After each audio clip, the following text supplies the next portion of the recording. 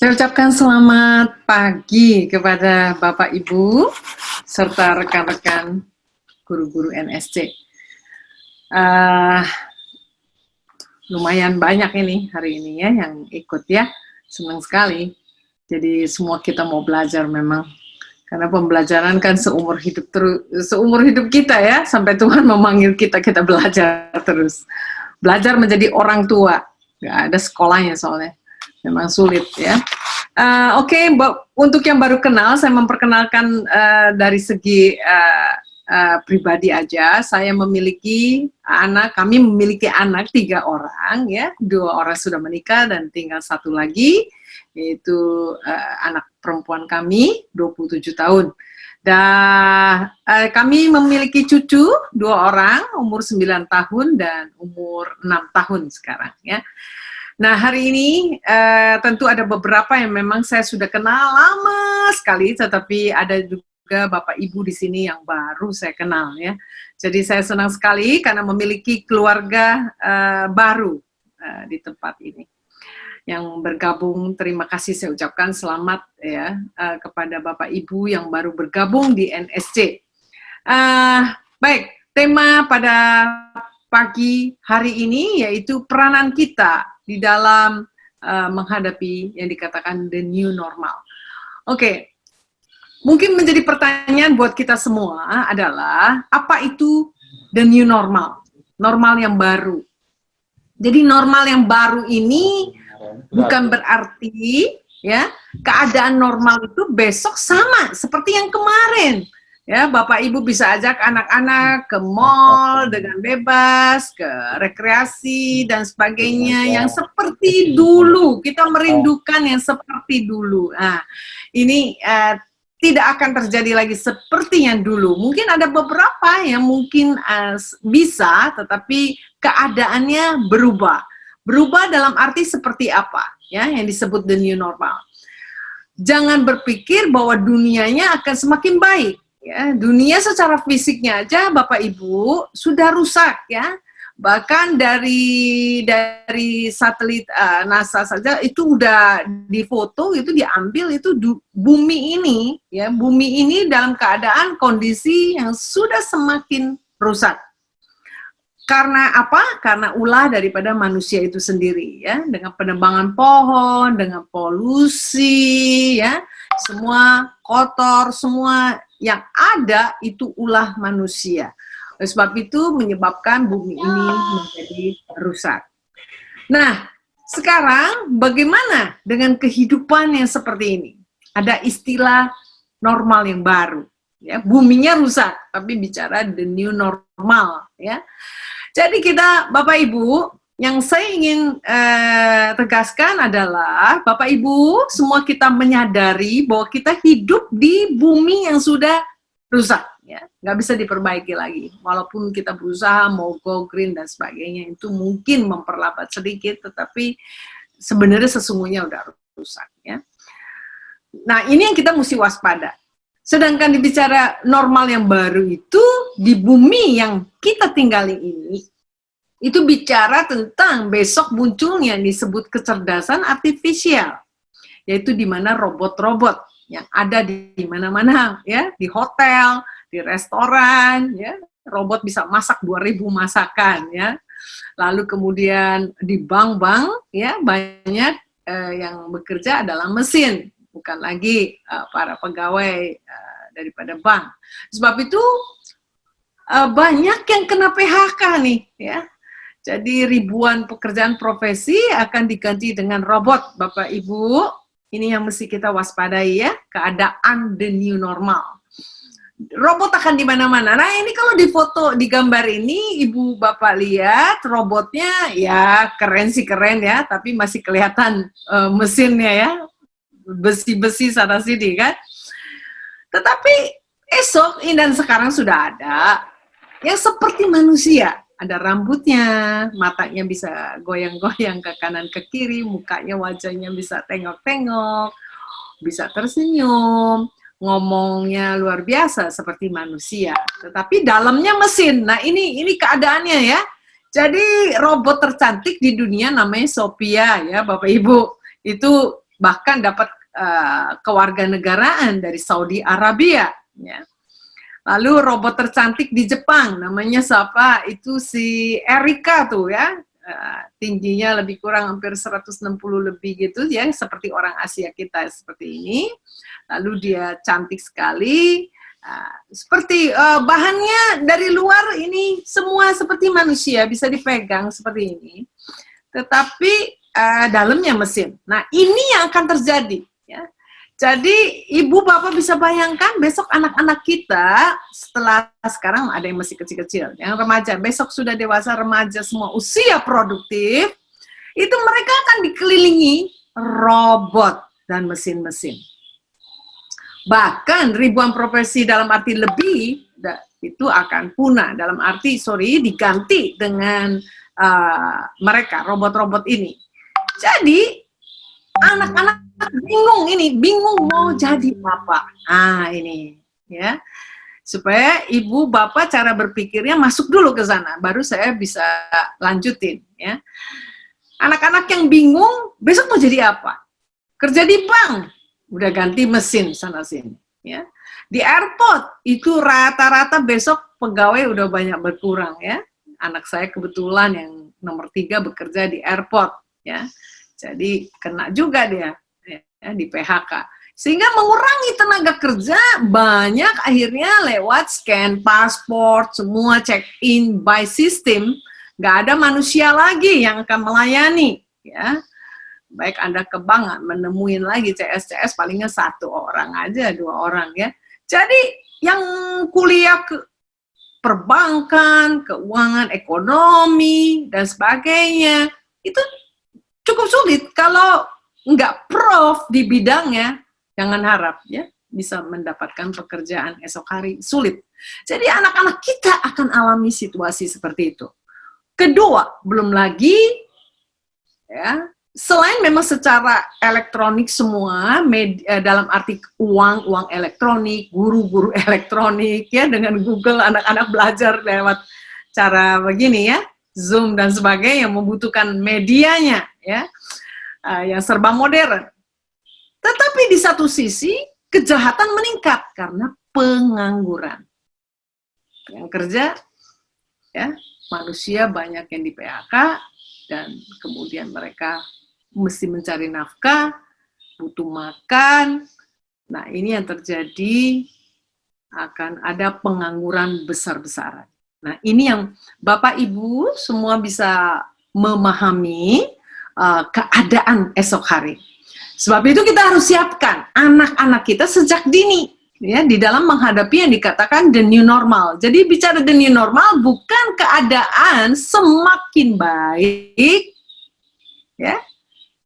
Kelihatannya modernisasi di mana-mana, serba canggih ya. Di hotel boleh bilang Anda akan dilayani oleh robot-robot ya. Sekarang masih ada ya, teman saya baru ke Jepang itu robotnya, tapi robotnya masih jelek, lucu gitu loh ya, bulat ya.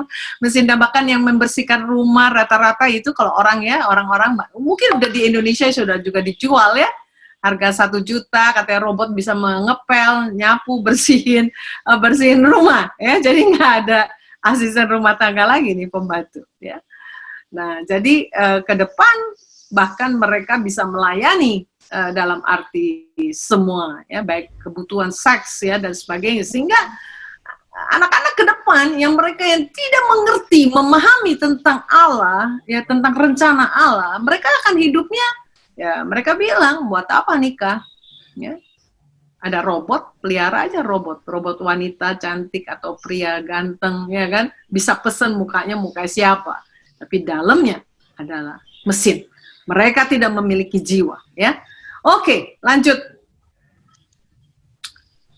Ini keadaannya, jadi jangan heran lagi, besok di mana-mana parkir saja sudah pakai uang elektronik, nggak ada uang cash lagi ya.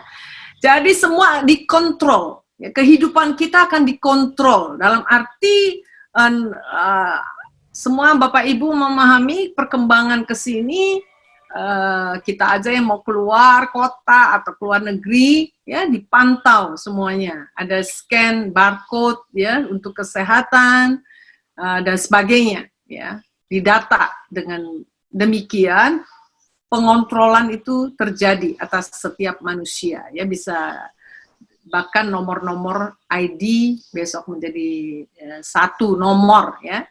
Nah, kita lihat di sini. Nah, ini kehidupan yang akan datang, tapi persiapannya mesti dari sekarang. Maka NSC sudah mempersiapkan dari 5-6 tahun yang lalu. Sekolah ini memang walaupun ada PSBB maupun tidak ada PSBB, tetap 80% kita adalah belajar secara online, daring seperti itu, ya. Jadi 20%-nya tatap muka.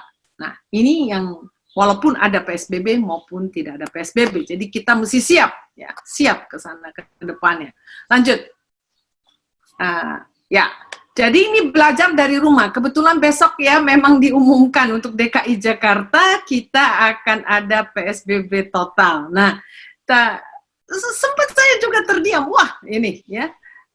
Mungkin banyak yang bingung, kasihan baru buka warung, toko, restoran, tiba-tiba mesti tutup lagi ya. Jadi income juga berkurang. Lalu kemudian banyak yang bingung akhirnya. Tetapi saya berharap ya kita sebagai orang tua ya, kita percaya kepada Tuhan. Satu, tentunya kita melihat Allah berdolat ya. Allah berdolat atas hidup kita semua, atas diri kita, anak-anak kita, keluarga kita, dan kota kita tercinta, juga negeri kita tercinta. Lalu Allah luar biasa yang kita kenal ya, kita berterima kasih untuk pemeliharaan Dia. Dia tidak akan membiarkan kita. Itu satu. Kedua, gunakan segala potensi yang ada, daya yang ada dari diri kita untuk kreatif ya, mencari nafkah ya. Itu biar Tuhan sendiri berikan hikmat kepada Bapak Ibu dan semua kita untuk bisa kreatif dan inovatif ya. Lalu kemudian yang ketiga adalah layanilah keluarga kita ya. Belajar dari rumah. Di sini kita melayani anak-anak kita. Ya. Jadi jangan sedih, tetapi kita mengucap syukur kita bisa melayani anak-anak kita, keluarga kita, pasangan, orang tua kita dengan cinta tentunya. Ya. Oke, lanjut. Nah, pembelajaran model baru dikatakan ya di dalam rangka untuk ini the new normal. Jadi ini persiapannya sudah 6 tahun yang lalu ya NSC. Jadi lewat Zenius Education, lewat YouTube, belajar apa aja anak-anak bisa ya. Main belajar piano, belajar apa? Masak aja bisa ya. Mau masak apa? Lihat YouTube kan ibu-ibu. Lalu kemudian mau belajar main piano, mau drum, main musik yang lain ya. Keyboard, gitar, semua ada pementorannya di YouTube. Itu namanya guru elektronik. Sebab itu guru yang real mesti berubah fungsi ya ibu-ibu. Jadi guru yang real ya, makanya di NSC kami training terus sejak 6 tahun yang lalu untuk mereka bisa berfungsi kepada guru yang semestinya, yang sekarang adalah guru sebagai mentor ya, sebagai konselor dan sebagai seorang coach. Nah, jadi ini pembelajaran model baru lewat daring juga, yaitu interaksi lewat Zoom ya, digunakan seluruh media yang ada ya. Inilah ya, ada Google Classroom ya. Kalau luring itu bicara kalau anak-anak mungkin tidak mempunyai wifi atau internet, itu guru bisa memberikan buku pegangan buat anak-anak ya, dikirim ke rumahnya mereka. Nah, seperti itu namanya luring. Tapi kalau daring sistemnya interaksi lewat Zoom. Nah, dalam hal ini butuh bonding kerjasama antara guru dengan orang tua. Jadi sahabat, mesti bersahabat nih. Ya, kita nggak bisa sendirian nih ya, atau kita kesel gitu ya. Jadi jangan memimpikan, aduh, coba kayak dulu enak ya. Anak sekolah seharian, orang tua, terutama ibu-ibu muda biasanya punya waktu untuk duduk-duduk di kafe atau ke rumah teman, ngobrol, shopping dan sebagainya. Nah, tetapi biarlah kita mengucap syukur ya, lewat keadaan ini kita bisa melayani anak-anak kita dan keluarga kita di rumah. Baik, lanjut.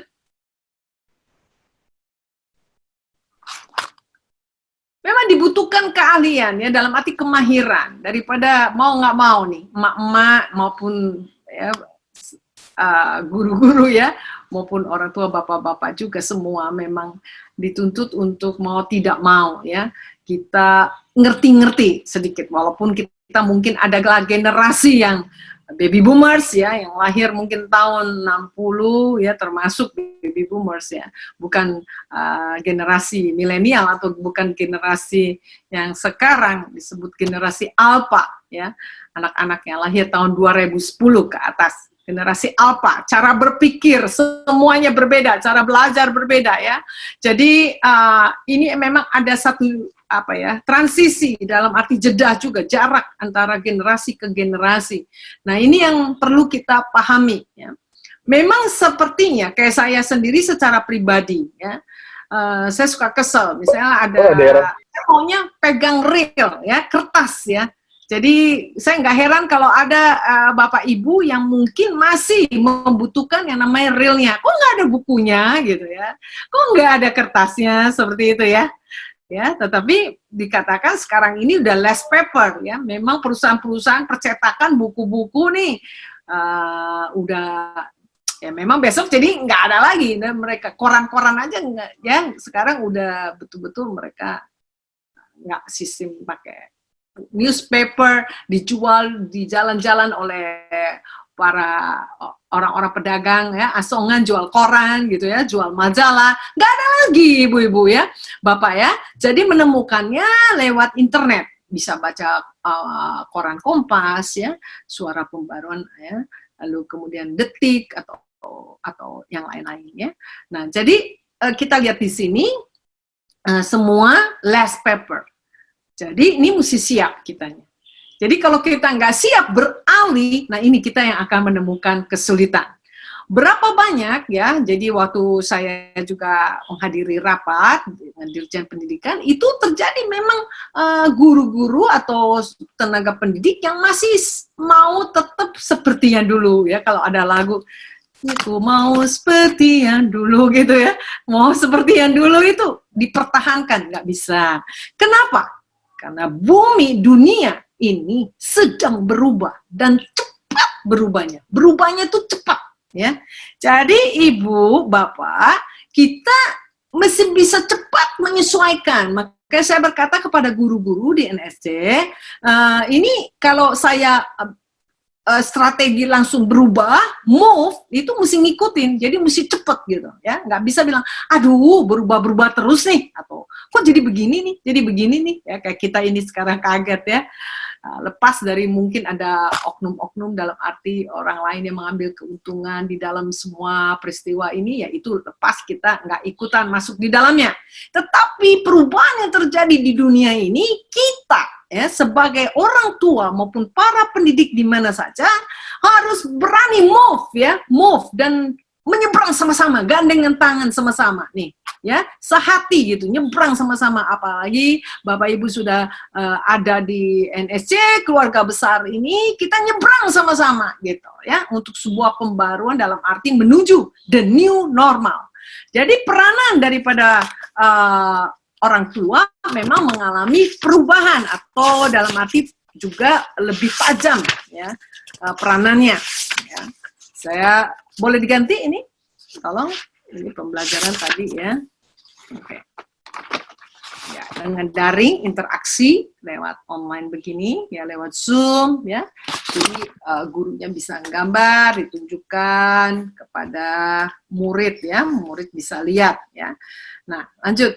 Nah, mungkin ada pertanyaan, bagaimana ya dengan yang di desa, di kampung sana ya, walaupun sekarang kan dibagikan istilahnya pulsa gratis untuk itu ya, anak-anak yang nggak punya, yang ada beban biaya daripada pulsa ya, karena mungkin terbatas.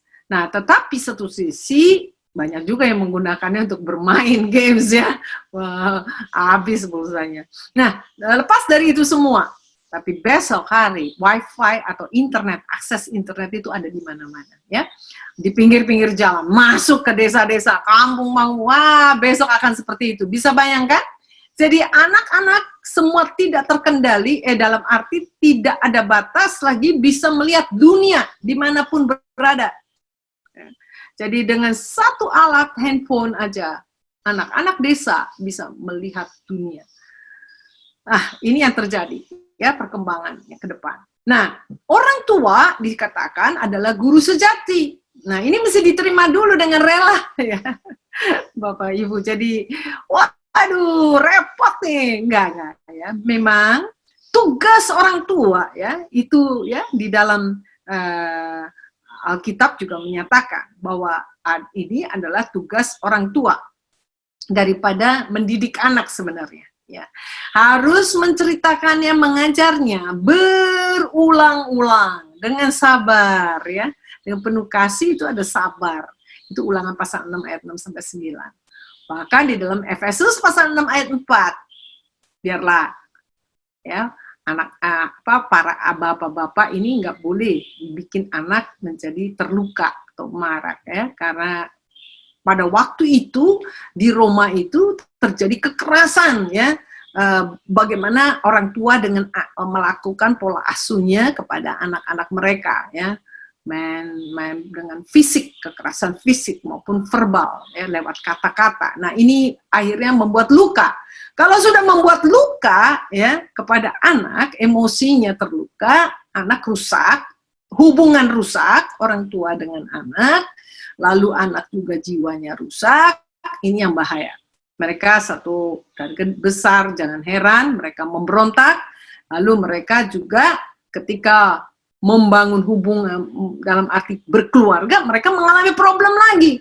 Nah, ini yang akhirnya menjadi sebuah lingkaran yang tak pernah habis-habisnya. Nah, sebab itu saya berharap orang tua di NSC memperbaiki daripada cara pola asuh kepada anak-anak, ya. Jadi disyukuri hari ini bahwa orang tua adalah guru sejati, ya. Orang tua yang mengarahkan anak-anaknya untuk hidupnya benar. Orang tua yang ngajarin nilai-nilai Kristiani, ya, pengenalan akan Tuhan kepada anak-anak. Jadi jangan berpikir diserahkan saja kepada guru, langsung beres gitu kan. Guru hanya sifatnya menjadi sahabat, rekan, teman, ya, dalam arti melengkapi Bapak Ibu. Nah, di situ, ya. Jadi guru-guru di NSC berubah fungsi, mereka sebagai mentor, tapi mereka sebagai konselor juga, dan mereka juga sebagai seorang coach, ya. Mereka dilatih terus untuk bisa mengcoach dan mengkonseling anak-anak daripada Bapak Ibu semua. Kenapa perlu, ya? Nanti saya jelaskan. Tapi intinya di sini orang tua disebut guru sejati. Nah, fungsinya, ya, orang tua, peranan orang tua itu di usia 0 sampai 2 tahun orang tua menjadi perawat atau pengasuh dalam hal ini.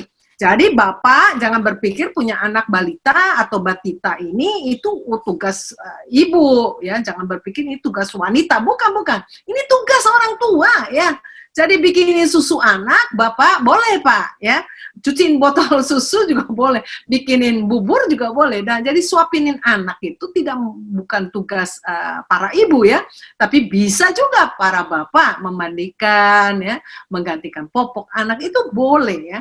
Karena tugas orang tua adalah ketika usia 0 sampai 2 tahun peranannya adalah mengasuh dan merawat, tapi tentunya pengenalan akan Tuhan harus diajar, penanaman nilai-nilai Kristiani harus ditanamkan. Nah, itu dengan mendongeng, bercerita, bermain sambil belajar, di situ terjadi, ya. Lalu kemudian 3 sampai 7 tahun itu peranan orang tua sebagai sahabat. Nah, bermain. Jadi kreatif, ya, Bapak Ibu. Bisa, mungkin nggak boleh bermain sepeda lagi nih di luar, ya, dalam PSBB ini besok, Senin. Tetapi setidaknya bermain boleh di rumah. Ciptakan rumah jadi tidak mesti besar, tapi walaupun kecil, sederhana, tapi bersih. Nah, ini nyaman buat anak. Jadi orang tua boleh main, lucu-lucuan, cerita, ya. Buat aja permainan, ya. Apapun bisa dijadikan main. Selimut bisa dijadikan mainan, ya. Saya pernah bermain dengan cucu saya, selimut dijadikan baterano, ya. Jadi anak-anak masuk ke dalam batera, tutupin selimut, ya, main baterano itu, ya, binatang-binatang dikumpulkan. Nah, seperti itu. Seru, ya. jadi anak-anak tapi bermain tapi belajar di situ. Lalu kemudian umur 8 sampai 14 tahun orang tua sebagai coach. Nah, ini orang tua harus ngajar nih ya bagaimana melatih anak-anak, beresin pakaiannya, ya bantu cuci piring. Nah, caranya bagaimana? Harus dikasih contoh dan jelaskan manfaatnya. Kenapa piring mesti dicuci ya? Karena banyak anak nanya, kenapa mesti dicuci? Kan bentar dipakai lagi katanya. Baju kenapa mesti dicuci katanya? Ntar kan mau pakai lagi. Nah, ini dijelaskan ya ibu-ibu semua bapak sehingga anak-anak memahami, mengerti manfaatnya. Lalu dibangun kesadaran, motivasinya. Kenapa mesti belajar? Seperti itu ya. Semua kenapa-kenapanya karena anak mau belajar bertanya ya. Kenapa nggak boleh tidur di lantai? Kenapa nggak boleh main hujan-hujanan? Seperti itu. Itu harus dijelaskan ya Bapak Ibu. Nah, disinilah kita sebagai seorang trainer ketika umur 8-14 tahun kita melatih anak-anak kita ya. Dan saya bersyukur cucu-cucu juga di rumah dilatih itu ya oleh ibunya cuci piring sama mamanya. Jadi bukan disuruh ya, cuci piringnya gitu. Enggak. Tetapi ayo cuci piring sama-sama mama. Nah, itu minimum itu 30 kali ya. Anak-anak dikasih contoh, dijelasin, baru bisa menjadi habit atau kebiasaan ya. Dan lalu apalagi, nah ibu-ibu, bapak, anak-anak usia lebih di atas 15 tahun, kita fungsi sebagai konselor. Nah tentu dalam hal ini, pertanyaan kita penting untuk nggak judging, nggak ada penghakiman. Kenapa baru pulang? Kenapa nggak belajar? Kenapa begini? Nah, enggak gitu. Kenapa belum mandi? Gitu ya. Tidak demikian, itu bertanya tapi ada unsur menghakimi. Tapi kalau kita bertanya, harus ada empati sebagai konselor, harus empati. Sayang, kamu capek? Apa yang bisa mama bantu? Gitu ya. Kamu mau makan? Lapar nggak? Mama masakin ya, seperti itu. Nah, pertanyaan-pertanyaan itu yang harus dipelajari atau dipraktekkan oleh ibu-ibu, bapak di rumah. Juga dengan suami istri ya, sama. Cara bertanyanya itu, nada, tekanan itu penting ya. Untuk bisa merasa mereka dikasihi, dicintai. Itu. Mereka mengucap syukur, terima kasih kalau ada orang tua yang mencintai mereka. Mereka merasa berharga di dalam rumah itu ya. Baik, lanjut. PowerPoint. Nah, ini pentingnya tadi saya sudah katakan harus ada bonding. Bonding itu satu hubungan yang melekat ya, dan sebagai teman, persahabatan. Jadi guru-guru di NSC saya sudah tekankan kepada mereka untuk membangun hubungan, relasi. Jadi hubungan ini yang sehat tentunya ya. Kalau zaman dulu-dulu kan dilarang ya, guru hubungan secara pribadi dengan orang tua, lalu kemudian takut ya gurunya disogok gitu supaya naik kelas gitu ya, rapotnya dikasih nilai tinggi, kayak gitu ya, soal ujian dibocorin misalnya seperti itu, minta supaya anaknya bisa. Nah, ada unsur-unsur seperti itu. Tapi kalau di NSC tidak ada istilah tidak naik kelas. Perhatikan ya Bapak Ibu, tidak ada istilah tidak naik kelas. Sebab itu semua juga besok UN ini kan ditiadakan ya. Tetapi anak-anak perlu membuat proyek-proyek ya, portofolio ya sifatnya. Nah untuk banyak perusahaan-perusahaan sekarang pun tidak melihat lagi ijazah-ijazahnya ya. Misalnya S berapa, S2, S3, STLR. Tidak lagi dilihat. Tetapi bagaimana keahlianmu, keahlian anak-anak kita nih besok ya akan ditanya dan diperagakan bahkan ditunjukkan gitu. Keahliannya kamu di bidang apa? Nah, sebab robot itu jago-jago robot itu ya.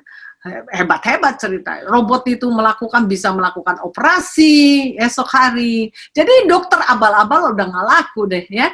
Kalau dokter yang profesional, ahli keuangan tapi profesional, semuanya mesti prof di bidangnya. Nah, ini dibutuhkan yang namanya mendidik dengan cinta, dengan kasih, supaya otak mereka nyambung anak-anak itu. Lalu kemudian mereka juga ruang imajinasinya bisa berkembang dengan baik, sehingga mereka bisa inovasi, bisa kreatif. Kalau dibentakin, dimarahin, makanya kenapa ada buku yang saya tulis kemarin itu dengan 5M. Karena untuk mempersiapkan anak-anak kepada kehidupan yang hari ini bahkan yang ke depan. Kalau enggak, anak-anak kita itu tidak siap, ya, Bapak Ibu, karena dibutuhkan yang namanya kreatif, inovatif anak-anak itu. Dengan portofolio mereka tunjukin, mereka mau lanjutin ke perguruan tinggi juga mereka harus tunjukin portofolio hasil daripada karyanya itu, ya. Demikian pun dengan keprofesionalan mereka itu diperoleh karena nyambungnya, ya, otaknya mereka, sel-sel saraf otak semua, sama dia punya ruang imajinasinya berkembang dengan baik, ya, tidak menyempit, tidak mengecil, ya. Nah, demikian, ya. Oke, jadi dalam hal ini saya minta orang tua itu bonding, punya hubungan erat, menjadikan sahabat, ya. Kami nggak ada satu peraturan untuk untuk melarang guru daripada NSC membangun relasi dengan orang tua, ya, tidak. Tapi kita mesti jadi sahabat membangunnya, karena ada juga kan guru, orang tua nggak ngerti, ya, mesti tanya, ya, dan dilayani dengan baik. Nah, seperti itu, ya. Tentu ada jam-jamnya, ada aturannya kan, nggak bisa ntar jam 12 malam gitu, ya. Ibu-ibu bilang, ini tanganin nih anak saya gitu, lagi nangis, ini ngambek-ngambek nih Bu. Ya enggak, ya. Tentu ada aturannya, ya. Jadi tentu dalam hal ini guru-guru saya sudah katakan mereka bersedia untuk melayani daripada Bapak Ibu sebagai orang tua murid, ya, sekolah daripada NSC ini. Pembelajaran seperti itu, ya. Lanjut. Nah, disinilah peranan orang tua dan guru, ya. Kalau tadi saya sebut daripada usia tadi begitu, ya, itu secara peranan, secara usianya, tetapi intinya di dalamnya, ya. Orang tua maupun guru sebagai mentor itu belajar, pembelajaran bisa apa saja, ya, pelajaran tentang bahasa, belajar tentang biologi, belajar mesti dijelasin, ya. Orang tua setidaknya memang mesti punya pengetahuan sedikit, ya. Jadi kalau memang ada kesulitan baru minta bantuan mungkin ayah atau ibu atau juga guru. Nah, seperti itu, ya. Nah, jadi guru berfungsi sebagai mentor. Guru juga berfungsi orang tua di rumah menjadi konselor. Nah, kami guru-guru daripada NSC melayani konseling untuk para orang tua, ya, tapi bikin janji dulu, ya. Jadi koordinatornya ada di sini, ya, Ibu Kak Diana namanya. Nah, beliau adalah juga seorang di bidang ahli, prof di bidang konseling. Nah, jadi kita lihat di sini bahwa peranan orang tua ketika anak ngambek, ketika anak berantem, berkelahi dengan kakak atau adiknya, orang tua di situ berfungsi sebagai konselor, ya. Selain mendamaikan mereka, tetapi bukan langsung anak dimarahin, dibentak, dipukul, tetapi ditanya, apa yang terjadi sayang? Nah, kalau mau dikonseling satu-satu, ya, panggil adiknya dulu, nanti baru panggil kakaknya, didengerin, ya. Setelah itu baru dipertemukan. Nah, konselor selain mendamaikan, mendengar keluhan. Jadi menyelesaikan masalah-masalah yang anak-anak hadapi. Ya, karena anak-anak kan suka sedih, suka emosi, marah mungkin dia, suka lagi nggak mau makan, nggak semangat. Nah, ditanya, ya, itu fungsinya sebagai konselor. Demikian pun sebagai seorang coach itu melatih anak-anak kita dari tidak mau mandi, dari malas, bagaimana supaya jadi rajin. Dimotivasi, dari tadi mungkin tidur terus, main game terus, bagaimana kita memotivasinya supaya dia mempunyai mimpi, mempunyai dreams, ya, atau cita-cita untuk menuju ke depan. Nah, untuk membawa, mendampingi anak-anak mencapai atau menemukan makna hidup dan tujuan hidupnya. Nah, ini penting. Orang tua mengajar, melatih, demikian pun dengan guru-guru. Fungsinya ini. Ini adalah merupakan discipleship, ya. Menjadikan anak-anak murid, ini peranan kita, ya. Inilah yang namanya discipleship. Jadi discipleship meliputi ini semua di dalamnya, ya. Tugas konselor di sini di dalam amanat agung Matius 28 ayat 19 sampai 20 itu ada menyatakan, aku menyertai engkau sampai kesudahannya. Nah, itu adalah kalimat yang menyatakan di dalamnya ada tugas dalam arti pendampingan atau sebagai konselor dan sebagai seorang coach atau juga sebagai seorang mentor. Nah, saya sebut ini 3 sekawan ya di dalam peranan kita. Oke, lanjut. Nah, fokus kita ya Bapak Ibu, nah, itu di dalam membangun karakter anak, supaya karakter anak ini dengan penanaman nilai-nilai Kristiani sesuai dengan Alkitab. Kita ceritakan tokoh-tokoh di dalam Alkitab, pengenalan akan Allah, membuat anak-anak bertumbuh di dalam karakter Kristus, seperti itu. Lalu kemudian anak-anak kita temukan potensinya. Kalau anak-anak yang masih kecil aja udah main di dapur, teng-teng panci diketok-ketok ya, pakai apa sendok atau pakai penggorengan udah diketok-ketok teng, dia menimbulkan bunyi-bunyi. Kita menemukan ya potensi anak di dalamnya ya, potensinya di mana. Nah, minat itu beda dengan bakat ya, banyak yang mungkin bingung. Minat itu ketertarikan ya, jadi mereka liatin mamanya masak misalnya, ikut-ikutan, tertarik saja ya, dan dia mau belajar. Kalau dia belajar terus dimulai dengan ketertarikan, lalu dia rajin belajar ya, terus latihan di situ, akhirnya bisa menjadi bakat ya. Jadi kalau bakat itu sejak lahir, tetapi bakat bisa tidak menjadi keluar oleh karena orang tersebut atau anak tersebut tidak memperoleh kesempatan untuk mengembangkan bakatnya. Bahkan anak tersebut mungkin juga tidak mau, ya, tidak mau. Saya nggak suka melukis ya. Misalnya ada orang sebenarnya berbakat melukis, tapi dia nggak pernah melakukannya. Nah, maka bakatnya terpendam, ya, tidak keluar. Nah, walaupun sebenarnya dari lahir itu sudah dimiliki.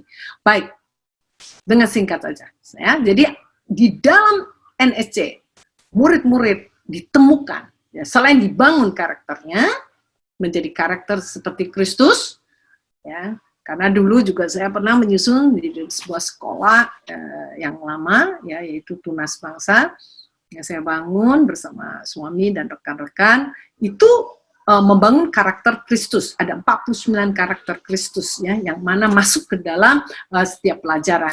Tetapi kemudian sekarang kita juga mengajarnya lewat coaching, ya, lewat juga pementoran seperti ini, ya, juga lewat konseling. Nah, demikian pun potensi diamati.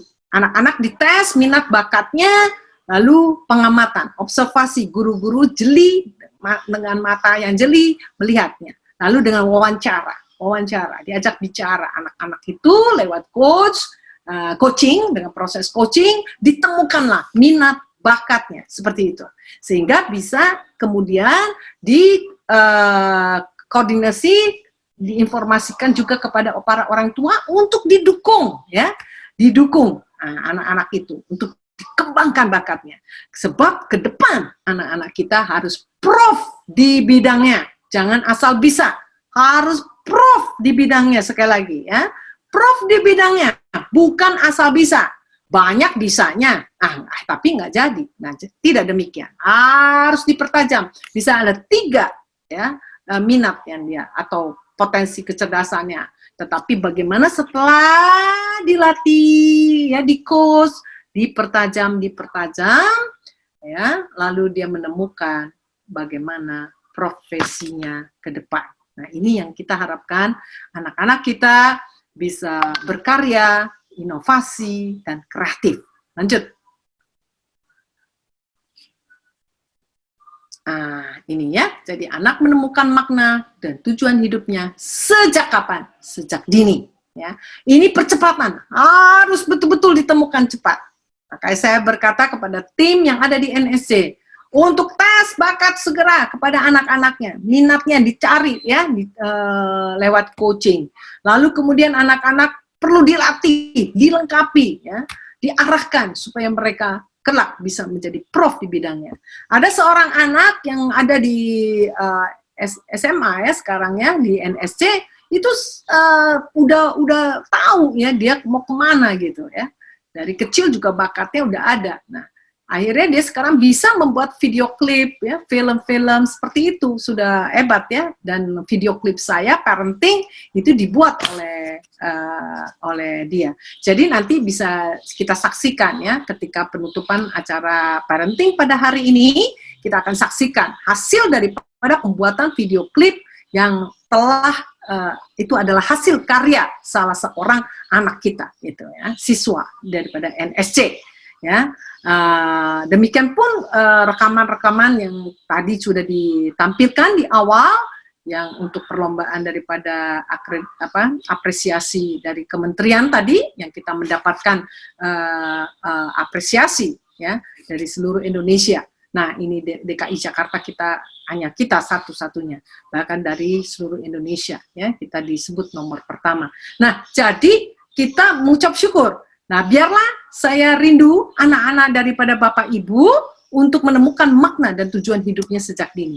Nah, dengan PSBB ini, saya berharap Bapak Ibu untuk bisa bercerita, banyak mendongeng, ya, menanamkan nilai-nilai Kristiani itu bukan lagi marah-marah, bukan. Tapi lagi waktunya rileks, Bapak atau Ibu bisa bercerita tentang Tuhan, tentang kasih Tuhan, dan sebagainya, ya. Jadi supaya anak-anak memahami dan mengenal Allah sejak dini, jadi mereka tidak tersesat esok hari. Dunia yang semakin jahat ini, anak-anak kita menjadi terang di dalam kegelapan. Terima kasih, dan saya serahkan.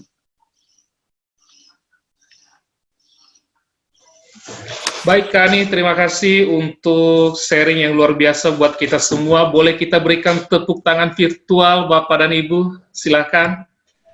Luar biasa ya, ini semakin membekali setiap kita, setiap orang tua mendapatkan pembekalan. Ya, kita akan memasuki kembali PSBB Bapak dan Ibu. Ini waktu yang kita belum tahu sampai berapa jauh ke depannya. Artinya ke depan kita akan terus bekerja, beraktivitas di rumah bersama dengan anak-anak. Dan inilah pembekalan yang luar biasa yang sudah dibawakan oleh Kak Ani Pangela untuk kita. Kami membuka ruang tanya jawab bagi Bapak dan Ibu yang ingin bertanya seputar materi yang sudah dibawakan oleh Kak Ani. Bapak dan Ibu boleh chat di room ya, yang di Zoom ini, supaya nanti kita bisa baca. Jadi kami berharap semua Bapak dan Ibu bisa melalui chat supaya tidak ada yang terlewat. Untuk saat ini ada beberapa pertanyaan Kak Ani yang sudah masuk melalui chat pribadi. Ini saya akan bacakan yang pertama. Sebentar. Baik. Yang pertama ini kan, saya orang tua yang tegas sama anak masalah gadget. Kalau saya bilang tidak, artinya itu tidak. Akan tetapi, kadang anak saya merengek pada mamanya. Berarti ini si bapak ini yang menulis ya, karena dia merengek kepada mamanya. Kemudian si mama memberikan. Jadi ini sering terjadi salah komunikasi antara suami dengan istri. Ini bagaimana Kak untuk mengatasi masalah tersebut? Terima kasih. Baik, saya langsung jawab ya Pak Sony. Ya, silakan. Bapak menanyakan, ya saya jawab ya. Bicara tentang pisau, ya, itu adalah alat untuk memotong sayur, memotong daging, oke, untuk ada di dapur. Tetapi pisau bisa dijadikan salah kalau untuk membunuh. Betul. Akhirnya itu adalah tindak pidana. Baik. Sebenarnya pisau bukan untuk membunuh atau menusuk orang, tetapi untuk memotong. Nah, bicara tentang gadget tadi, bisa nggak untuk digunakan untuk hal-hal yang tidak baik atau kejahatan? Bisa. Tapi gadget itu bisa digunakan atau memang alat media untuk anak-anak kita khususnya untuk belajar saat ini, ya. Jadi karena harus ada guru elektronik, ya, dalam arti di YouTube belajar apa aja ada di situ, belajar dari bidang olahraga, musik, bahkan bahasa ada di situ. mau tanya, cari aja tentang apa, kota-kota, negara, penghasilan negara, ini tanaman, apapun ada yang namanya di internet, Google. Jadi kita nggak bisa dalam arti melarang untuk anak-anak kita memegang gadget, tapi harus diajarin, ditemenin kalau untuk di awal-awal, ya. Itu satu. Jadi manfaatnya untuk yang baik. Nah, bisa salah? Bisa. Kalau memang tidak ada aturannya. Misalnya, akhirnya anak dilepas sendiri begitu saja, anak akhirnya ngelihat ada pornografi, film-film blue, dan sebagainya, akhirnya anak buka-buka di situ. Karena nggak bisa dibendung. Ya, semua yang namanya hal-hal yang baik, yang jahat, dan yang bagus ada di dalam gadget, ada di dalam baik film anak-anak, di dalam juga film ada games-games. Ya, games itu jangan pikir games anak-anak. Ya. Kadang-kadang mereka itu games juga dibuat oleh orang-orang yang tidak baik, ya, punya tujuan tidak baik. Mereka memberi hadiah rebutan, ya, itu rebutannya wanita, gitu. Dapat hadiahnya wanita, coba bayangin. Padahal itu gamesnya games anak-anak. Jadi kalau orang tua nggak ngerti kan, kirain oh anak aku main games gitu. Gamesnya game, oh perang-perangan gitu kan. Kirain games anak-anak, nggak tahunya di dalamnya ada unsur seksualnya. Nah, kan Bapak Ibu nggak tahu. Jadi bukan itunya, yang mesti kita siapkan adalah si anaknya. Nah ini, roh takut akan Tuhan harus ada. Itu karena awal daripada pendidikan, ya, adalah takut akan Tuhan. Awal pengetahuan adalah takut akan Allah. Itu harus nomor satu. Ya, yang kedua adalah jelaskan manfaat daripada gadgetnya. Mungkin Bapak Ibu membelikan, ya, gadget baru untuk dia belajar. Sebab kalau pakai handphone juga kesian juga, matanya kekecilan. Misalnya ada budget, ya belikan, gitu, ya. Lalu kemudian mungkin boleh juga pakai kacamata. Makanya kami nggak belajar sampai 5 jam. Ada sekolah-sekolah membuka 5 jam anak-anak di depan layar. Tidak boleh ke kiri, ke kanan. Harus lihat terus. Nggak boleh goyang-goyang. Nah, nggak bisa. Ya. Makanya kami bilang belajar hanya 1 jam di layar itu. Karena kesian anak-anak bisa pada pakai kacamata, matanya rusak, ya. Lalu ya, ada mungkin pelindung sekarang yang untuk pelindung daripada sinar ini, ya, ultra apa daripada laptop maupun gadget itu. Jadi Ibu, Bapak semua, jelaskan penggunaannya, lalu kemudian kalau sampai ketahuan juga dia buka pornografi atau dia sedang lihat, jangan dimarahin, ya, kita jangan parno juga. Duduk aja, sayang, sedang lihat apa. Diskusiin, masukin ke otak kiri, ya. Ketika dia terangsang ada di otak kanan. Masukin ke otak kiri dengan penjelasan secara biologi. Nah ini, ya, biologinya. Jadi lalu ditanya, ya, kita tanya, menurut kamu tante itu sopan nggak tuh begitu? Iya sih Pak. Kalau kamu ketemu tante itu kamu mau ngomong apa? Iya, bajunya nggak boleh begitu, ya kan? Harus jaga diri. Nah, nilai-nilai yang Alkitabiahnya, Kristianinya itu mesti dimasukin makanya sejak dini. Jadi roh takut akan Allah membuat anak-anak lihat begitu, ya. Bahkan dia ngerti tentang yang tadi pengetahuan secara biologinya, organ-organ tubuh dan sebagainya. Nah, dia akan lewati, ya. Kalau enggak nanti bisa menjadi adik, keterikatan di situ. Nah, itu. Jadi pendampingan penting, ya Bapak Ibu, supaya didampingi anak-anak. Kebetulan dari PSBB ini Bapak Ibu bisa mendampingi anak-anak. Jadi jangan diomelin, ya, tetapi dijelaskan, nah, diterangkan. Nah, seperti itu ya, Kak Sony. Baik, Kak Ani. Jadi buat Bapak yang tadi bertanya, sudah dijawab oleh Kak Ani bahwa penting kita untuk lebih banyak membimbing, ya, mengarahkan anak-anak untuk setiap kegiatan mereka, mendampingi mereka. Saya tambahkan sedikit. Kalau saya tambahkan sedikit, Kak Sony. Kalau anak-anak terluka, mereka larinya itu ke games. Mereka akan lari juga ke pornografi, ya, karena di situ mereka menceburkan dirinya, larut dengan imajinasi yang mereka alami, keasikan, kenikmatan itu. Nah, tapi kalau hubungan bicara pendidikan adalah relasi, antara orang tua dengan anak. Ya, sekali lagi, bicara pendidikan adalah bicara tentang relasi atau hubungan antara orang tua dengan anak. Jadi kalau hubungannya baik antara orang tua dengan anak, anak-anak nggak akan lari neko-neko yang lain, gitu. Ya, dikasih tahu juga ngerti, gitu. Jadi jangan sampai anak-anak itu taatnya semu, ya. Ketaatan yang semu itu pura-pura taat, tapi sebenarnya nakal di dalamnya, ya. Entah bapak emaknya nggak ada, ya dia main. Bapak emak kedengeran, dia balik lagi ke sinyal di mana wifi layarnya lagi belajar, gitu kan. Nah itu pura-pura baik. Ya kita kan nggak mau lagi mendidik atau membangun anak-anaknya seperti itu, bukan? Betul. Jadi pura-pura baik di depan kita, tapi di belakangnya.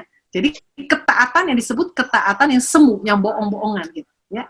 Tapi karena mereka, karena relasi, karena mereka taat, karena mereka mengasihi orang tuanya. Nah itu, ya. Mereka nggak tega kalau nggak taat, itu loh. Itu yang baru benar. Luar biasa. Jadi penjelasannya, jadi Bapak dan Ibu harus ada hubungan yang baik antara orang tua dengan anak sehingga anak bisa terbuka. Masih banyak pertanyaan Kak Ani, namun sebelum saya baca kembali, saya tidak bisa melihat Bapak dan Ibu semua, saya cuma bisa lihat satu layar. Jadi saya berharap Bapak Ibu yang ingin bertanya boleh tulis di chat. Karena kalau misalnya Bapak angkat jempol, kasih jempol atau tangan, saya tidak bisa melihat semuanya, saya minta maaf. Jadi Bapak dan Ibu boleh kembali tulis di chat, nanti saya akan bacakan. Ya. Ada pertanyaan Kak Ani.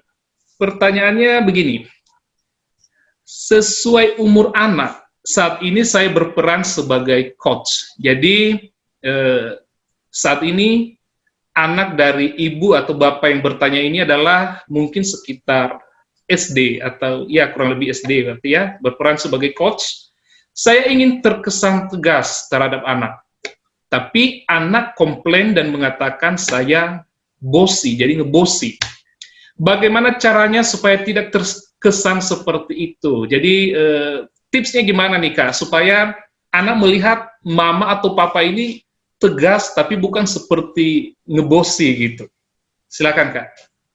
Ya, jadi sekali lagi, pendidikan adalah bicara relasi atau hubungan antara orang tua dan anak, bukan antara atasan atau bawahan. Nah, ya. Jadi cara berbicara kita kepada anak bukan menempatkan anak ada di bawah kita, gitu, ya. Apalagi kalau anak udah remaja begitu kan mesti jadi sahabat tuh, ya. Bahkan ketika umur 3 aja anak-anak jadi sahabat kita sama anak-anak. Kadang-kala anak jadi guru, kita jadi murid, ya. Mereka jadi guru-guruan, mereka jadi ibu guru gitu tuh, bapak guru. Tuh cucu saya jadi bapak guru, ibu guru, ya, malah nerangin saya, ya. Gema, dengerin dulu, saya mau jelasin. Nah, kita jangan tersinggung kan. Nah, jadi posisinya bisa jadi begitu, karena sahabat itu sekali lagi, cara berbicara itu tidak demikian. Bahasa, kalimat itu penting. Nah, buat Bapak Ibu perlu disadari, ya, vokal itu, ya, dengan nada suara itu lebih besar, ya, yang masuk ketimbang kalimatnya. Ya. Ngerti ya? Jadi 93%, ya, itu hanya 7% kalimat, oke, yang kita katakan. Hanya 7%. Yang besarnya yang masuk apa? Ke dalam diri seorang anak. Itu intonasi nadanya. Nah, itu tuh. Nadanya kita tinggi, tegas itu hati-hati ya. Bukannya, Mama sudah katakan, gitu, itu udah ngomongnya udah keras gitu, nadanya kan. Sama tekanan dan vokal ya itu masuk dan anak biasanya nutup, close, otaknya ketutup, nggak kunci. Makanya kunci baru itu bicara kunci baru atau mesti changing mind itu ngomongnya mesti apalanan. Sekarang di sini ada Pak Richard, Pak Richard, apa kabar? Baik Bu. Pak Richard, enakan istri ngomongnya pelan-pelan, ngomongnya kalem, apa Bapak dipanggil Cat? Enakan begitu apa? Richard sayang. Nah, lebih mana?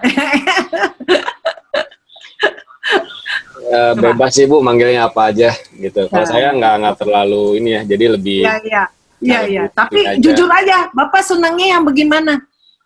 Yang kalem, yang lembut, atau keras gitu? Kalau posisinya jadi istri, ya harus kalem gitu. Kadang Iya kan dong. kita kan harus memposisikan saat-saat tertentu ya Bu ya. Gitu. Iya. Rata-rata kita kan nggak mau dikasarin lah Pak, betul nggak Pak? Betul. Iya. Kalau cara ngomongnya kasar gitu, buat kita langsung udah nutup tuh ya. Kita apapun yang di ngomong biasanya nggak masuk Pak, cuma sekian persen aja, ya kan? Jadi itu ya Pak Richard ya. Sorry buat contoh aja Pak. Nah, jadi Kak Sony seperti itu. Baik. Jadi tegas di sini bukan bicara hati-hati ya dengan kata tegas. Sebab seorang tua nggak boleh sampai membuat anak-anak menjadi marah, itu Efesus pasal 6 ayat sampai 4. Jadi gunakan juga dengan kasih tak bersyarat. Jadi dalam arti ngomong itu mesti lemah lembut. Sebenarnya dengan kita ngomong lemah lembut, sabar dan sebagainya, kita paham. Ngomong satu kali anak itu nggak bisa langsung ngerti. Makanya kenapa ada ulangan pasal 6 ayat 6 sampai 9 dikatakan di dalam engkau mengajar kepada anak-anak harus berulang-ulang. Kenapa harus berulang-ulang?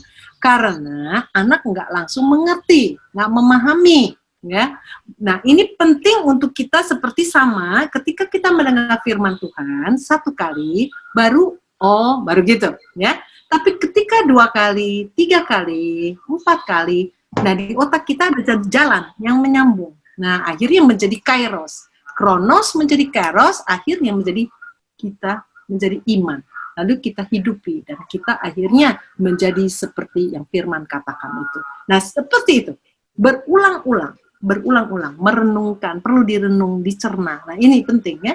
Jadi proses pembelajaran seperti itu Pak. Baik Kak Ani. Baik, terima kasih untuk penjelasannya Kak Ani bahwa ketegasan yang dimaksud adalah ketegasan di dalam kasih. Jadi tetap ya dalam tegas terhadap anak, kita harus tetap memperhatikan jangan sampai anak terluka dengan kata-kata atau dengan cara kita. Jadi tegas, disiplin, arti kata disiplin, disciple, itu adalah pemuritan. Dalam arti anak itu jadi murid, proses pemuritan terjadi. Tetapi dalam hal ini, bukan yang disebut, mama disiplin ya, gitu, mama hukum ya. Jadi pengertian disiplin itu bukan hukuman. Nah ini jangan sampai salah nih, ya. Arti disiplin adalah memuridkan, disciples, kita mengajar, ya. Kebenaran, iman dan sebagainya semua ya apapun yang kita tentang kehidupan semua kita ajar, ingat ya dengan penuh kasih, sabar, lemah lembut kata-kata kita. Kalau nggak anak-anak bingung gitu loh. Nah, mama bilang, "Wah, mama sayang, mama cinta sama kamu." Tapi cara ngomong nggak sesuai, anak confused di situ. Katanya mengasihi tapi dimarahin, tapi dibentak-bentak. Nah, kan nggak match. Baik, terima kasih Kak Ani. Ini sudah cukup jelas apa yang disampaikan oleh Kak Ani. Kita akan masuk ke pertanyaan selanjutnya Kak. Ini banyak pertanyaan-pertanyaan Bapak dan Ibu. Kalau masih ada yang mau ditanyakan silakan di chat. Ini kita ruang tanya jawab sampai di 11.30. Jadi kurang lebih kita ada 9 menit ke depan. Pertanyaan selanjutnya Kak Ani. Kak Ani, saya mau bertanya, jika semua pekerjaan ke depan akan digantikan dengan robot dan sistem, jadi peluang-peluang apa saja yang akan bisa dilakukan oleh anak-anak kita ke depan? Silakan Kak. Iya, pertanyaan yang sangat bagus sekali. Makanya mesti diobservasi dari sejak dini ya anak-anak kita. Jadi ditemukan gitu bakat-bakatnya. Selain lewat observasi pengamatan tingkah laku, ya apa yang dia main, ya yang dia minati untuk ketertarikan di dalam permainan. Lalu kemudian kita tanya, nah, itu wawancara. Ya, kamu suka apa? Kamu apa gitu ditanya ya. Kalau anaknya sudah besar, memang bisa ada tes ya, khusus tes-tes yang dilakukan nanti ya Kak Chris dan tim itu akan menemukan anak ini bakatnya atau kecerdasannya di bidang apa saja, ya kan? Dari 9 kecerdasan akan ditemukan 3 kecerdasan, Kak. Misalnya, ya, dia senang musik, bahasa, ya kan, mungkin smart, body smart, kecerdasan di dalam tubuh, makanya senang menari, lompat-lompat, apa aja dinaikin gitu ya, pohon dinaikin, ya kan. Nah, jendela dinaikin gitu loh, apa aja dinaikin. Nah, itu artinya anak itu bukan nakal, tapi dia kecerdasannya di body smart atau tubuh ya. Jadi bergerak terus, cara belajarnya juga kinestetik, bergerak ya. Nah, jadi seringkali kita karena nggak ngerti, kita bilang, nih anak nakal nih, lu nggak bisa diem, kayak cacing.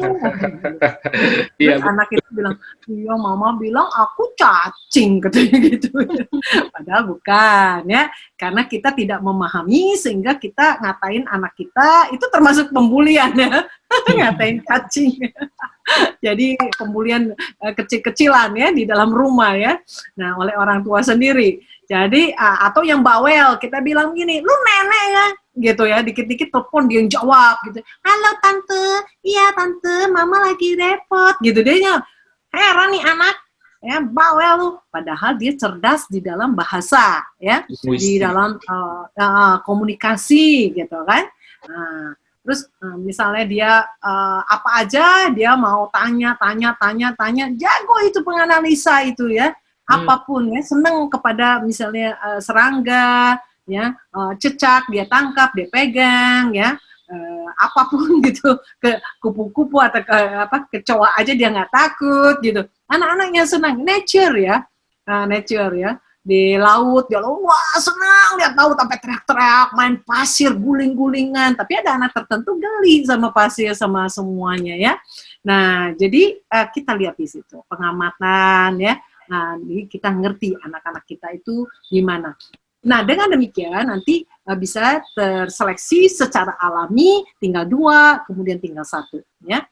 Seperti itu. Lalu tadi pertanyaannya, kembali, gimana Kak? Aku lupa nih.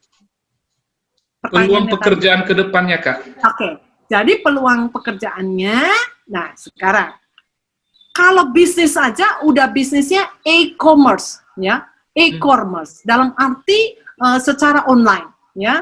Besok depstore memang banyak yang tutup. Dan sekarang juga sudah banyak yang tutup ya. Jadi jangan heran banyak pertokoan-pertokoan besar atau depstore juga di luar negeri yang tutup dan nanti semua belanja online ya. Jadi uangnya uang elektronik ya, langsung bayar ya di mungkin maaf ya, ada OVO, ada GoPay, ada yang lain-lain lah banyak ya. Nah jadi uang kita ada di situ. Sorry. Satu HP anak-anak kita besok hanya bawa satu ini. Ini uang ada di dalam, data semua ada di dalam, data teman ya, semua catatan dia, semua ya. Catatan pembelajaran, apapun, semua ada di dalam satu alat ini, ya. Sorry saya minum. Jadi, ke depan, jangan heran, anak-anak muda kita, semua ini lebih penting dari segalanya. Karena duitnya ada di dalam, semua ada di dalam sini. Dia kalau hilang ini, waduh, dia sedihnya minta ampun deh ya. Serasa dunianya hilang. Jadi ini menjadi satu, jangan heran ya, menjadi satu segalanya ini besok. Nah, yang luar biasa, memang jadinya lewat adanya semua alat, semua materi, uang ada di dalam, ya. Ini membuat komunikasi, relasi dengan anggota keluarga memang jadi berkurang karena semua berkomunikasi lewat media. Jadi hari ini makanya hubungan kita sama anak-anak kita mesti deket nih. Ya, ibu-ibu, jangan sampai bapak kehilangan anak-anak. Ya, anak-anak sekarang masih kecil-kecil. Jangan dilukain. Besok mereka kabur semua. Ya, mereka bilang di depan mama bawel, marah-marah terus. Terus depan papanya galak, gitu kan? Ya nggak mau. Udah gue lebih asik begini, temenan lewat gini, ya kan? Ya ada komunitasnya sendiri. Jadi sekarang mumpung belum terlambat, baik orang tua yang PAUD ya, buat anak-anak itu betul-betul ya rasain hubungannya, dicintai oleh orang tuanya. Mereka nggak akan tinggalin. Jadi, saya bilang, kayak bicara apa? E-commerce tadi ya, udah ya. Semua, baik makanan, dagang, semua, baju, semua ada. Ya, kebutuhan rumah tangga, itu buy online. E-commerce kita sebutnya. Ya. Lalu, jadi arah ke sana. Demikian pun kalau bicara pabrik juga banyak yang mesin-mesin yang bekerja, ya orang sudah tidak terlalu banyak, tetapi mesti hati-hati gitu kalau mau investasi, ya. Nah anak-anak kita harus dikembangkan khusus untuk kalau anak-anak yang belajar tentang manusia, psikologi, ya psikologi, konseling, belajar sekolah khusus untuk itu yang paling laris sama yang coaching, karena yang robot nggak bisa lakukan. Robot nggak bisa lakukan. Tugas istri sama tugas suami, robot bisa lakukan. Kalau mau istrinya kayak robot, ya itu beli aja robot gitu, ngikutin. Karena dia nurut, bisa masak sih, bisa ngatur rumah tangga, bersih-bersih. Ya udah, piara robot aja, nggak usah punya istri katanya. Ya kan? Dia mau gaya hidup bebas gitu. Dalam arti soal seksual juga jadi objek itu robot. Ya, jadi robot bisa melakukan secara objek, ya mesin, tapi nggak punya perasaan, nggak ada jiwanya. Nah ini yang bahaya kan ke depan. Ini yang saya sebut kiamat sosial. Makanya kenapa saya betul-betul katakan kepada para orang tua kemana-mana, touching heart, changing mind, 5M. Kenapa? Itu bicara satu relasi, hubungan yang terbangun begitu dengan dasar kasih. Itu mesti dibangun, nggak ada lain. Kalau nggak besok betul-betul anak udah sama Tuhan aja nggak mau, ya sama orang tua juga nggak mau. Jadi buat ibu-ibu semua sekarang latih diri kita ya untuk sabar, penuh kasih sayang seperti itu ya. Dengan diri kita sendiri dapat dari mana? Dari sumbernya, yaitu Allah sendiri. Jadi sekali lagi untuk pekerjaan ke depan sebagai seorang coach, sebagai seorang konseling, bisnis juga bisnis e-commerce. Karena besok kantor-kantor itu orang sewa kantor aja mahal. Besok banyak orang bekerja dari rumah. Rapat aja bisa ya kan kayak kemarin ya Bapak Presiden ya kementerian aja rapat tampil di layar besar ya, menteri-menteri semua ngomong gitu kan. Perusahaan-perusahaan boleh ada di Amerika, di mana di dunia lain gitu ya, di negara lain gitu kan. Lalu rapatnya dari mana? Dari rumah. Semua mengerjakan seperti itu. Bahkan para pegawai-pegawai bekerja dari rumah. Yang penting selesai. Nggak ada urusan. Lu mau tidur, apa, pokoknya selesai tuh kerjaan gitu. Ya. Nah, jadi mengurangi cost juga untuk sewa kantor. Seperti itu. Ya, itu yang akan datang seperti itu, Kak Sony. Baik, Kak Ani. Lainnya banyak lah, teman panjang nanti. Baik. Terima kasih, Kak Ani. Kurang lebih gambaran seperti itu Bapak dan Ibu yang akan terjadi ke depan. Dan kita sebagai orang tua harus lebih peduli lagi, lebih sering-sering harus lebih memperhatikan anak-anak untuk pertumbuhan mereka. Kak Ani sebenarnya masih banyak pertanyaan, cuman ini saya rangkum menjadi pertanyaan bonus ya Kak ya, karena sebetulnya waktu kita sudah habis di 9.30 untuk pertanyaan, jadi saya rangkum menjadi satu pertanyaan bonus. Jadi pertanyaannya begini kan, kalau anak-anak sudah kecanduan games, kemudian belajar sudah tidak menarik buat dia. Terus diajak ngomong baik-baik sama orang tua sudah tidak dipedulikan. Ya, jadi seringnya ribut dengan orang tua. Bagaimana baiknya? Apakah anak itu akan dibiarkan begitu terus atau apa yang harus dilakukan orang tua nih Kak? Silakan Kak. Ya. Jadi ada kesaksian dari anaknya Pak Julianto, namanya Mose, dia sekarang udah umur 20 lebih ya dan sedang kuliah.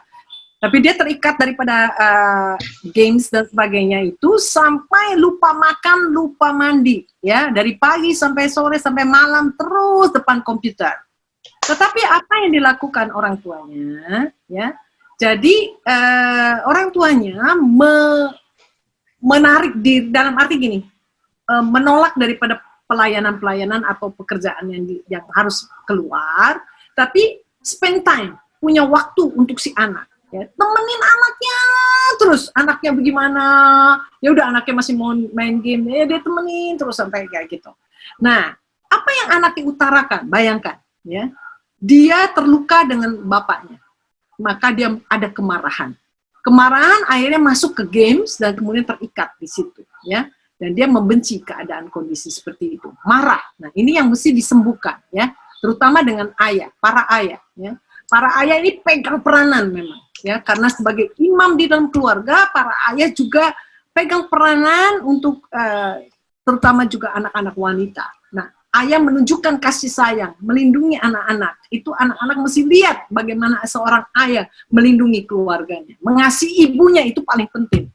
Nah, jadi anak-anak nggak terluka, nggak marah, maka mereka bisa nggak larinya ke games, ya, seperti itu. Tetapi bagaimana yang udah ada harus ditebus, Pak.